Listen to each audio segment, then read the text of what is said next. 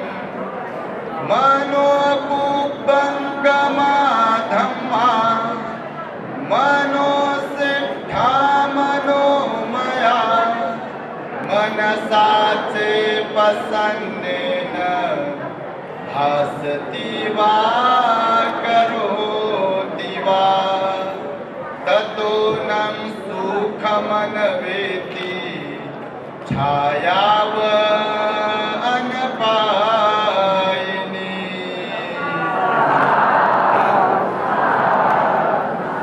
संपूर्ण विश्वाला ज्यांनी सुख, शांती, मानवता तथा दुःख मुक्तीचा आर्य संदेश दिला असे ते दुःख मुक्तीचे मार्गदाता, दुःख मुक्त महामानव, महान कारुणिक तथागत भगवान सम्यक संबुद्ध तथागतांनी आपल्या शुद्ध प्रज्ञेतून निर्मिलेला सद्धम्म आणि त्याच सद्धम्माचा गेली 2500 वर्षांपासून सातत्याने अहोरात्र प्रचार आणि प्रसार करणारा पूजनीय भिक्खू संघ या महान आणि सर्वश्रेष्ठ अशा त्रिरत्नांना प्रथमतः त्रिवार अभिवादन करतो, ज्यांच्या महान आणि असीम त्याग प्रभावामुळे आपल्याला जो हा अनमोल असा धर्म लाभला आणि ज्यांच्यामुळे आपल्याला हे एवढे मोठे वैभव प्राप्त झाले असे महान युग प्रवर्तक, भारतीय राज्यघटनेचे शिल्पकार, परमपूज्य बोधिसत्व डॉक्टर बाबासाहेब आंबेडकर या महामानवाच्या महान अशा धम्मक्रांतीमध्ये संपूर्ण जीवनाला समर्पित करून आज या महान मंगलमय दिनी आपल्या ठाणे जिल्ह्यातील गौरी मंगल कार्यालय, मांजर्ली, बदलापूर पश्चिम या ठिकाणी पूजनीय बनते संघ कीर्तीजी महास्तवी यांचा जीवन गौरव सन्मान सोहळा आणि या सोहळ्याच्या निमित्ताने या भव्य दिव्य अशा धम्म परिषदेचा आज रविवार दिनांक 18 जानेवारी 2026 रोजी आयोजन करण्यात आलेलं आहे. तेव्हा परिषदेचे उद्घाटक पूजनीय बनते डॉक्टर आनंदजी महास्तवीर, त्याचबरोबर ज्यांनी आपणास मार्गदर्शन केलं असे राष्ट्रीय ट्रस्टी कार्याध्यक्ष भारतीय बौद्ध महासभेचे आदरणीय डॉक्टर भीमराव यशवंत आंबेडकर साहेब या ठिकाणी धम्ममंचावरती उपस्थित असलेले पूजनीय भदंत विनय बोधीप्रियजी महाथेरो, त्याचबरोबर ज्ञानरक्षीजी आणि महामोगलांजी यश भंतेजी, त्याचबरोबर संपूर्ण पूजनीय भिक्खू संघ, बुद्धकन्या आर्याजी आणि सर्व ब्राह्मण संघ, उपासक उपासिका, बदलापूर परिसर आणि मला वाटतं ठाणे, मुंबई, इकडे नेरूळ आणि मुरबाड अनेक ठिकाणावरून धम्मदेसना श्रवण करण्यासाठी उपस्थित असलेले आपण सर्व श्रद्धावंत उपासक उपासिका, बालक तथा बालिकांनो, तद्वतच दी ग्रेट हॅपीनेस या आपल्या यूट्यूब चॅनलचे सर्वच दर्शक, सर्वप्रथम तुम्हा सर्वांच्या प्रती मंगल मैत्री सद्भावना व्यक्त करतो आणि आपण सर्वांच्या दुःख मुक्ती करिता तथागत भगवान बुद्धांद्वारा शिकविलेल्या धम्मोपदेशास प्रारंभ करतो. आपण सर्वांनी शांत, एकाग्र आणि श्रद्धायुक्त चित्ताद्वारे या अनमोल बुद्धवाणीला आपल्या हित सुखाकरिता श्रवण करावे, ग्रहण करावे. एवढी मोठी प्रचंड गर्दी बदलापूरला छोट्या मोठ्या कार्यक्रमांसाठी आम्ही अनेकदा आलो, परंतु आज पाहतोय मला वाटतं सकाळपासून जेवढे तुम्ही इथे तुडुंब गर्दी केली आहे तेवढेच खाली आणि बाहेर लोक आहेत. एवढी तुफान प्रचंड गर्दी केली. एकदा आयोजकांसाठी आपण प्रचंड टाळ्या वाजवून त्यांचं अभिनंदन. मला वाटलं बाबा माझ्याकडे आता अध्यक्ष स्थान दिलंय आणि अध्यक्षीय समारोपाला कोणी राहते का नाही. आता धाक धुक होत होत त्यातल्या त्यात आनंद भक्तीजीनं मग मध्ये बिचारे ते आजारी आहेत. मला वाटलं बा आमचा नंबर लागला कसा तरी. स्टँड माईक रेडी ठेवलं. तेवढ्या भक्तीजीनं माईक घेतला. भक्तीजी म्हणे बाबा माझी तब्येत बरी नाही आणि भक्तीजी बोलले. मी म्हटलं आता काही खरं नाही. भक्तीजी बोलले. आमच्या संघकीर्ती भक्तीजींचा सन्मान जीवन गौरवमय झाला. आता आपला काही खरं नाही. आपण आल्या मार्गे परत जाऊ की काय. भक्तीजी पण आमचे विनय होती. भक्तीजी म्हणाले भक्तीजी लोक थांबतील का, बसतील का, निघून जातील. फार उशीर झाला. खरंच उशीर झाला. एकदा स्वतःसाठी पण टाळ्या वाजवा. तुमच्या गावाचं नावच बदलापूर आहे. बदला म्हणजे परिवर्तन आहे. आणि हे परिवर्तन तुमच्यामध्ये धार्मिक परिवर्तन दिसून आलं, त्याबद्दल मला प्रचंड अभिमान वाटतो. प्राऊड फील होतोय तुमच्यामध्ये. पुढल्या वर्षी म्हणजे 2027ला 3 मेला बाबासाहेबांच्या इथे येण्याला, त्यांनी इथे येऊन अध्यक्षीय भाषण करण्याला, मार्गदर्शन करण्याला 100 वर्ष शतकपूर्ती होईल. तेव्हा बाबासाहेबांच्या भाषणाची शतकपूर्ती आपण साजरी करावी. आणि जर पॉसिबल होत असेल तर ही धम्म परिषद 2027ची 3 मे 2027ला लावावी. आणि नक्कीच येऊन त्या कार्यक्रमात महाडचा पण सत्याग्रह झाला. बघा तुम्ही शतकपूर्ती कशी आहे. आणि आम्ही आज जिकडे तिकडे फिरतोय ना, लोकांमध्ये उत्साह पाहतोय. तुमच्या बदलापूरच्या बाजूला उल्हासनगर आहे का. उल्हासनगरचे उल्हासित असणारे बरेच श्रद्धावंत उपासक उपासिका पण इथे आलेले आहेत. तुमच्या बाजूला उल्हासनगर उल्हासित करणारे आणि तुमच्यात बदलापूर आहे. आणि त्यामुळे इथे इतिहास घडला आणि इतिहास घडेलच. पुढल्या वर्षीची सुद्धा ऐतिहासिक धम्म परिषद झाली पाहिजे. यासाठी आपण सर्वांनी या धम्म परिषदेला तन मन धनाने सहकार्य केलं पाहिजे. महाडच्या चौदार तळ्याच्या सत्याग्रहाला देखील 2027ला 20 मार्चला 100 वर्ष पूर्ण होत आहे. त्याचबरोबर मनुस्मृती दहन दिनाला सुद्धा 25 डिसेंबर 2027ला 100 वर्ष पूर्ण होत आहे. आणि तुमच्या बदलापूरच्या सुद्धा बाबासाहेबांच्या अध्यक्षतेखाली झालेल्या छत्रपती शिवाजी महाराज जयंतीला सुद्धा 100 वर्ष पूर्ण होत आहे. आणि म्हणून काय नका जास्त वाजू बाबा. मी आता पाहिलं हे पॉम्पलेट, मला फार आवडलं बघा पॉम्पलेट. हे यासाठी की या कार्यक्रमाचा उद्देश काय आहे हे पॉम्पलेटच्या स्टार्टिंगला तिथं लिहिलं बघा की पूज्य भंते संघकीर्ती महास्तवी यांचा जीवन गौरव सन्मान सोहळा. मी एवढा आनंदित झालो. आम्ही भंतेजी बसलो होतो जेव्हा संघकीर्ती भंतेजींची एंट्री झाली, ग्रँड एंट्री झाली. भीमराव साहेब भाषण करत होते. त्यांचंही कौतुक भीमराव साहेबांचं आपण केलं पाहिजे. भाषण थांबवलं त्यांनी आणि तुम्हाला उभं राहायला सांगितलं आणि तुम्ही पण उभे होता. भंतेजी इथे येईपर्यंत एवढं मनातून असं एकदम मन पुलकित होत होतं की बदलापूर वासीय आणि ठाणे जिल्ह्यातील आपण सर्व श्रद्धावंत लोक किती चांगले आहात. आपल्या धम्मगुरूचा जसा करायला पाहिजे तसा यथोचित सन्मान तुम्ही केलेला आहे. याबद्दल तुमचं सुद्धा कौतुक करावं तेवढं कमीच आहे. आम्ही 19 ऑक्टोबरला औरंगाबादला महाथेरो झालो. मिलिंद महाविद्यालयाच्या प्रांगणामध्ये एक भव्य दिव्य असा कार्यक्रम संपन्न झाला. तो सुद्धा आपण आपल्या द ग्रेट हॅपीनेस चॅनलवरून पाहिलेलाच असेल. भिक्खूंचे सन्मान झाले पाहिजे. भिक्खूचा सन्मान म्हणजे बुद्ध शासनाचा सन्मान आहे, हे लक्षात घ्या. लोक प्रेरित होतात आणि त्यामुळे आपले भंतेजी संघकीर्ती कसे पिवळे पिवळे दिसतात बघा. अगोदर ते गोरे गोमटे आहेत. मी स्वतःला पुण्यवान समजतो. आमचा जन्म रमाबाई कॉलनी घाटकोपरचाच आहे आणि श्रावणेर जीवनामध्ये असताना आमचे विपස්සनाचार्य संघकीर्ती भंतेजी आम्हाला लाभले. तिथे आम्हाला त्यांचा सहवास लाभला. यासाठी आम्ही मोठे पुण्यवान समजतो. तेव्हा अश्वजित भंतेजी होते आमचे, ते वारले आणि संघकीर्ती भंतेजी तिथे होते.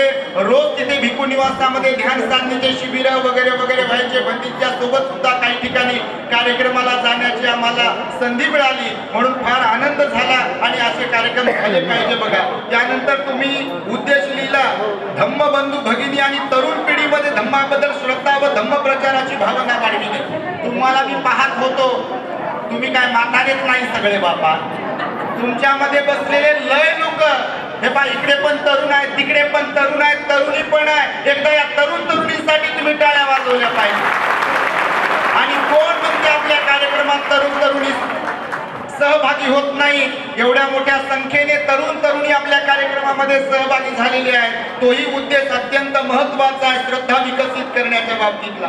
त्याचबरोबर या ठिकाणी असं लिहिलंय की बाबासाहेबांना अभिप्रेत असलेल्या महाविहाराची संकल्पना सुद्धा आपल्याला राबवायची आहे. आणि त्याचबरोबर महत्वाचा 5वा पॉइंट लिहिला, जो आपल्या चॅनलचा घोषवाक्य आहे, महामानव बोधिसत्व डॉक्टर बाबासाहेब आंबेडकरांना अभिप्रेत असलेला आदर्श बौद्ध समाज निर्माण करणे हे माझे तुमचे प्रत्येकाचे कर्तव्य आहे आणि ते कार्य सुद्धा आपण करीत आहात. याबद्दल आमच्या संघपाल भंतेजींचा टाळ्यांच्या गजरांमध्ये आपण अभिनंदन केलं पाहिजे.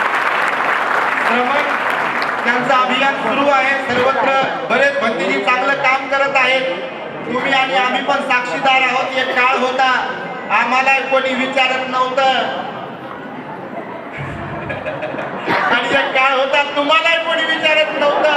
पण आज बघा, तुम्हाला सांगतो, ही मोठी जागृती आहे. हा सामाजिक क्रांतीचा लढा आहे, हा धम्माचा जागर आहे आणि त्यामुळे एवढ्या मोठ्या संख्येने तुम्ही इथे उपस्थित आहात. त्यामुळे तुम्हाला जास्त बोलत नाही. मी छोटासा एक उपदेश सांगणार आहे तुमच्याकडे पाहून. आता मला आठवलं, भगवान बुद्धांनी 4 प्रकारच्या आंब्यासारखी माणसं सांगितली. आता येताना पाहिलं, आंब्याच्या झाडाला मोहर लागलेला आहे, फुलोरा लागलेला आहे, तुम्ही पाहिला असेल. तुम्ही मला वाटतं हे जवळच, रायगडाच्या जवळच आहे ना, कोकणाच्या जवळच आहे. तर 4 प्रकारच्या आंब्यासारखी माणसं आहेत. मी छोटासाच उपदेश आहे, ते मी तुम्हाला सांगणार आहे. तुमची काही जास्त वेळ घेणार नाही, कारण तुम्हाला कुणाला लोकल वगैरे असेल, आज मेगा ब्लॉक असेल का नाही माहिती नाही इकडे, पण आज रविवार आहे. भगवान म्हणाले आपले, मी मनुष्यांकडे समाजाकडे पाहतो तर 4 प्रकारच्या आंब्या समान माणसं मला दिसतात समाजामध्ये. किती? माझ्याशी बोला. Very good. पहिला प्रकार सांगितला भगवंताने. काही आंबे असे असतात पहिल्या प्रकारातले, वरतून कच्चे दिसतात, हिरवे दिसतात, परंतु आतून गोड आणि रसाळ असतात, पिकलेले असतात. हा पहिला प्रकार आहे. अगोदर आंबे सांगतो, नंतर माणसं सांगतो. पण तुम्हाला म्हणत नाही बाबा, तुम्ही लय चांगले, तुमच्यासारखं तर कोणीच नाही आहे. दुसरा आंबा सांगितला भगवंताने, वरतून दिसायला लय सुंदर दिसते, पिवळा पिवळा जरत दिसते, आणि आतून मात्र लय आंबट खट्ट असते. एकदम म्हणजे पिकलेला नसतो. वरतून दिसतो पिकलेला, पण आतून कच्चाच असतो. असा दुसरा माणूसही अशा दुसऱ्या आंब्यासारखा असतो. तिसरा आंबा सांगितला, इथे काही काही आंबे असे असतात, वरतूनही कच्चे आणि आतूनही कच्चे, बिना कामाचे, त्याला लोणच्यासाठी वापरत नाहीत काही काही ठिकाणी. एवढे आंबट खट. तुम्ही नाही तसे आंबट, पण काही काही माणसं लय आंबट राहतात बा, भयंकर आंबट. चौथा प्रकार सांगितला भगवंतानं आंब्याचा. काही काही आंबे वरतून दिसायला पिवळे जरत असतात, मस्त पैकी सुगंधित असतात, आणि आतूनही मोठे रसाळ असतात, मधाळ असतात आणि गोड गोड असतात. लोक त्याची रसाळी करतात, आमरसपुरी खायला करतात आणि लोक आनंदित होतात. हे जसे 4 प्रकारचे आंबे आहेत, तसेच 4 प्रकारचे लोक आहेत. इतर समाजाचं सोडा, आपल्याकडे याची काही कमतरता नाही. तुम्ही मात्र बदलापूरवाले जे आहे चौथ्या आंब्यासारखे म्हणतो बाबा, पाहतो तुमच्याकडे तुम्ही दिसायला पिवळे पिवळे दिसू लागले, गोरे पान दिसू लागले, किती हातात नाकात पायात कुठं कुठं काय काय काय काय बाबासाहेबांना दिलेलं दिसत आहे तुमच्याकडे. आणि म्हणून पहिला जो प्रकार सांगितला, वरतून दिसायला कच्चा पण आतून मधाळ आहे, असेच काही काही लोक सुद्धा आहेत. बोलत वगैरे जास्त नाही. काय झालं बाबा, कोणाचं गाठोड घेऊन चाललं? म्हणा कोणाला तयार आज भगवंताने सांगितलं, पहिला जो प्रकार आहे तो माणसांसारखा की वरतून कच्चे असतात, दिसायला काही जास्त गोरे गोमटे नसतात किंवा जास्त विद्वान नसतात, पण आतून मात्र एवढे विनम्र, 22 प्रतिज्ञा पालन करतील, पंचशील पालन करतील, आठवड्यातून एकदा अष्टशील पालन करतील, किमान रविवारी विहारात जातील, नेहमी नेहमी दान पुण्य करतील, नेहमी नेहमी ध्यानशील पालन करतील आणि ध्यान करतील. असे काही काही लोक असतात, म्हणजे वानाला नसतात पण गुणाला लय तुमच्यासारखे असतात. असा पहिला प्रकार आहे. दुसरा प्रकार सांगितला, वरतून दिसायलाच पहा लय भारी, नाक डोळे रंग रूप श्रीमंती कपडा लत्ता नोकरी हे लय भारी भारी, पण मला पहा आणि फुलं वाहा. कधी समाजाच्या कामी पडत नाही, कधी धम्म कार्याच्या कामी पडत नाही, कधी विहारात येत नाही, कधी भंतीजीला बोलवत नाही, कधी प्रवचन आयोजित करत नाही, स्वतः कधी पंचशील नाही अष्टशील नाही, त्या गावचेच नाही असे वागतात. आणि म्हणून असे दिसण्याला चांगले असणारे काही कामाचे नाही, तर आपण आचरणिक असलो पाहिजे. हा दुसरा प्रकार आहे. तिसरा प्रकार भगवंताने सांगितला, कोणत्याच कामाचा नसते, दिसायलाही नाही आणि गुणालाही नाही, म्हणजे वाणालाही नाही आणि गुणालाही नाही. तुम्हाला तर पाठच झालं बाबा, लय प्रवचन ऐकता तुम्ही, हे तुमच्या इथे आता या वेळेला उपस्थित असल्यावरून दिसत आहे. बघा, ही श्रद्धा अत्यंत महत्वाची आहे. आणि म्हणून तुम्हाला म्हणतो, तिसऱ्या प्रकारात तर तुम्ही बिलकुलच मोडत नाही, कोणीच मोडत नाही. चौथ्या प्रकारात मात्र मोडणारे तुमच्यापैकी इथे भरपूर जण आहेत. कारण वरतून दिसायला पण चांगले आणि आतूनही रसाळ मधाळ आहात. असेच राहा, अशीच श्रद्धा ठेवा. कारण बाबासाहेबांच्या या धम्मक्रांतीचं बीज कोणी पेरला? महामानव डॉक्टर बाबासाहेब आंबेडकरांनी. आणि म्हणून तुमच्यासारखे श्रद्धावंत उपासक उपासिका जर तयार होत राहतील प्रत्येक गावागावात नगरात एरियामध्ये, तर महामानव डॉक्टर बाबासाहेब आंबेडकरांना अभिप्रेत असलेला भारत बुद्धमय झाल्याशिवाय आचरणिक पद्धतीने राहणार नाही. म्हणून एका शायराने म्हटलेला आहे, कर सको तो अपनी वाणी में कुछ असर पैदा करो, कर सको तो अपनी वाणी में कुछ असर पैदा करो, और तुम्हें सम्मान से जीना है अगर इस देश में, तो हर घर में एक आंबेडकर पैदा करो, एक आंबेडकर पैदा करो. आणि तो आंबेडकर शेजारच्या घरातून येणार नाही, तो आपल्याला तयार करावा लागेल. त्यासाठी आपल्या लेकरा बाळांना बुद्ध बाबासाहेबांची ओळख करून द्या. केवळ शिक्षणाचीच गोडी लावू नका, तर शिक्षणाच्या गोडीसह धम्माची गोडी सुद्धा आपल्या लेकरा बाळांना लावा. कारण धम्माची गोडी जर तुम्ही लावली लेकरा बाळांना आपल्या, तर येणाऱ्या पिढ्यामध्ये बघा, बुद्धाचा बाबासाहेबांचा विचार सर्व दूरपर्यंत पसरेल. आणि त्यामुळे इथे आम्हाला बोलावलं, आम्हाला अध्यक्ष स्थान दिलं. मी यासाठी आनंदित आहे की 99 वर्षापूर्वी बाबासाहेब जयंतीचे अध्यक्ष होते आणि माझी पात्रता नसताना मलाही अध्यक्ष स्थान दिलं या परिषदेचं. आणि त्यामुळे मी सर्वांच्या प्रती खूप खूप मंगल मैत्री व्यक्त करतो. हा धम्माचा गाडा पुढे आणि पुढे जावा. आणि पुढच्या वेळेस आम्हाला काय अध्यक्ष करू नका बाबा, कारण एवढा वेळ बसावं लागते एकतर, आणि दुसरी गोष्ट तुम्हाला बसवावं लागते. थांब ना माय जराशी कोणाला घाई चालली हे बा. तुम्हाला मी तुमचे आंबे सांगितले की नाही, वाईट नका वाटू जीवनधाऱ्यांनी. हे इकडे लागू होते आणि तिकडे लागू होते. तुमच्या माहितीसाठी सांग, भगवंताला विचारलं होतं भगवंताच्या काळात की भगवान तुम्ही प्रवचन देता, पण तरी सुद्धा सगळेच लोक का बदलत नाही? माहिती तुम्हाला भगवंताला प्रश्न केलेला आहे आपल्या द ग्रेट हॅपीनेस चॅनलवरती तुम्ही पहा. ह्याबद्दल मार्गदाता आणि मोक्षदातामध्ये काय फरक आहे आणि भगवान आपले मार्गदाताच कसे होते, मोक्षदाता कसे नव्हते, हे तुम्हाला ऐकायला मिळेल. त्यामध्ये भगवान बुद्धाला प्रश्न जेव्हा विचारला की भगवान तुम्ही प्रवचन देत असताना, सम्यक संबुद्ध प्रवचन देत असताना सर्वच लोक बदलत का नाही, त्यावर काय म्हणाले भगवान बुद्ध? भगवान म्हणाले की मला सांगा, तुम्हाला ज्या गावचा रस्ता माहिती आहे, तुम्हाला जर कोणी विचारला वाट सरू नये की त्या गावला कसं जायचं, तर तुम्ही व्यवस्थितपणे सांगाल की नाही?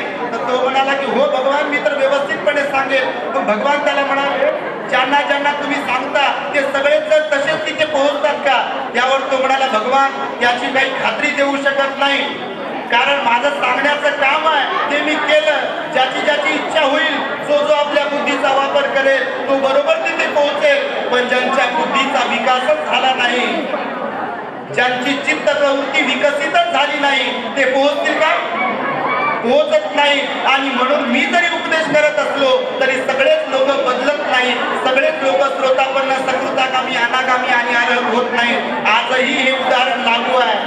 त्या महामानव डॉक्टर बाबासाहेब आंबेडकरांनी आपल्याला बुद्धाचा धम्म जरी दिला, त्या बाबासाहेबांनी स्वतःचे मुलं, पत्नी जरी जाऊ दिली, तरी सुद्धा बाबासाहेब बघा थांबले नाही. थांबले का?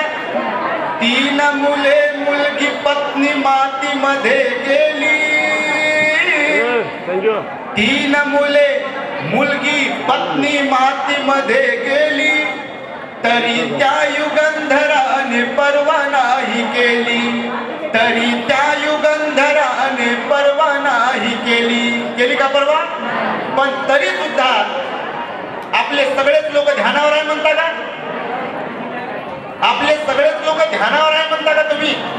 बाबा काही तर 365 दिवसातून फक्त एकच दिवस 14 एप्रिलला ते मी वर्गणी दिली म्हणून नाचायलाच बाहेर पडतात का?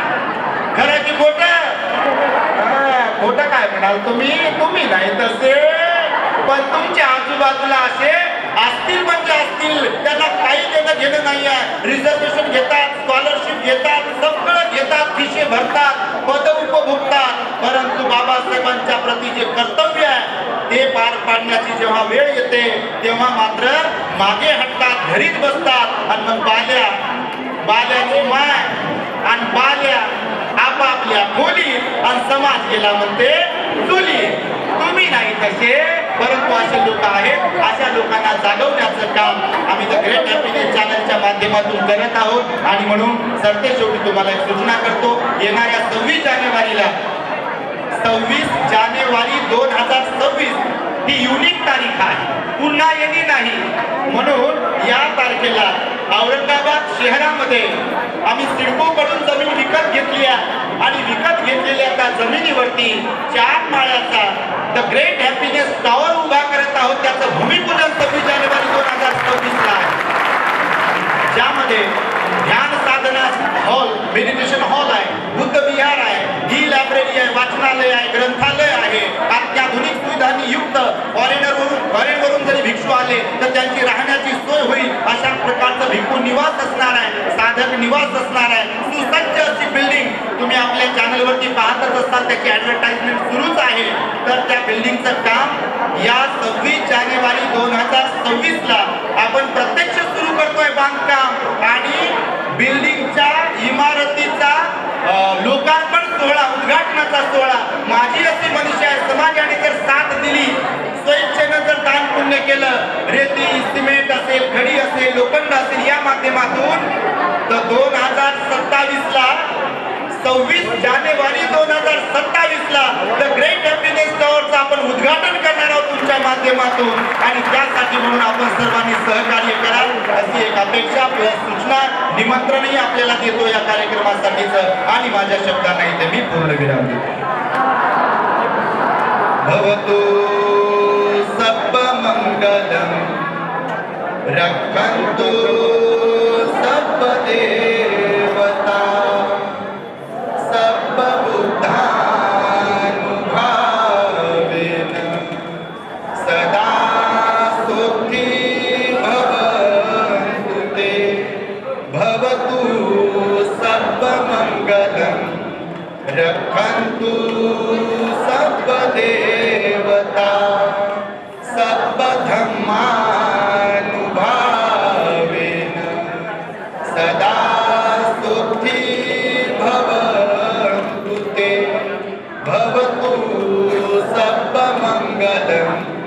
रखन्तु सब देवता सब संघानुभावेन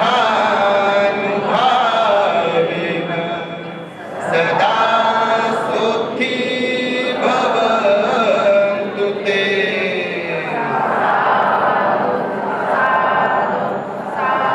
बुद्धं नमामि धम्मं नमामि संघं नमामि। जय भीम।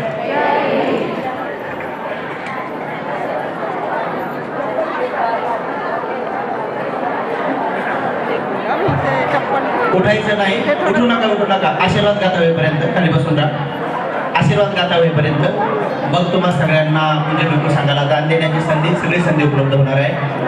उपासक आणि उपासिकांनो, भारतामध्ये आणि महाराष्ट्रामध्ये ज्या पद्धतीने जे वृक्ष होते, आज केवळ राहुलला पाहून एवढा मोठा भिक्खू संघ आला आणि मी सुद्धा कॅन्सरग्रस्त असताना सुद्धा केवळ राहुलला पाहूनच आलो, कारण राहुलनं तो महासोळाचा 8 दिवस पाहिलेला होता आणि ते त्यांनी तसंच्या तसं सगळ्या संघाचा सन्मान केला आणि म्हणून राहुलला आयुष्य मिळो, आरोग्य मिळो, सुख मिळो, बळ मिळो आणि बुद्ध शासनासाठी काम करता करता दीपाल सुखासाठी पुण्य विशेष राहुल आणि त्या सगळ्या टीमला प्राप्त हो. सर्वांनी साधू